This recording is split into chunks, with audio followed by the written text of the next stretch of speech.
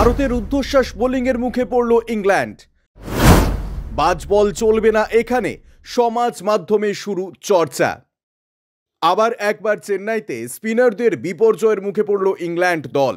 চেন্নাইয়ের চিপকে টসে জিতে প্রথমে বোলিং করার সিদ্ধান্ত নেয় ভারতীয় দলের অধিনায়ক সূর্য কুমার যাদব। দলে দুই পরিবর্তন নিয়ে মাঠে নামে ভারত। দ্বিতীয় ম্যাচেও দলে জায়গা হয়নি মোহাম্মদ সামির, দলে জায়গা হয়নি নীতিশ রেড্ডির। পুরো সিরিজ থেকেই ছিটকে গিয়েছেন তিনি এবং তার বদলে দলে এন্ট্রি নিয়েছেন পাওয়ার হিটার শিবম দুবে।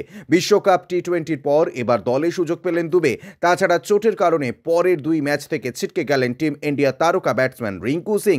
পিঠের সমস্যার কারণে তিনি খেলতে পারবেন না, তার জায়গায় ডাক পেয়েছেন অলরাউন্ডার রমনদীপ সিং।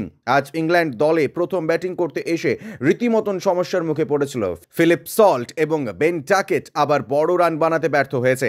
ব্যাটিং করতে এসে দ্রুত 2 উইকেট হারিয়ে ফেলে ইংল্যান্ড। দলের হয়ে আজকের ম্যাচেও বড় রান বানালেন জস বাটলার।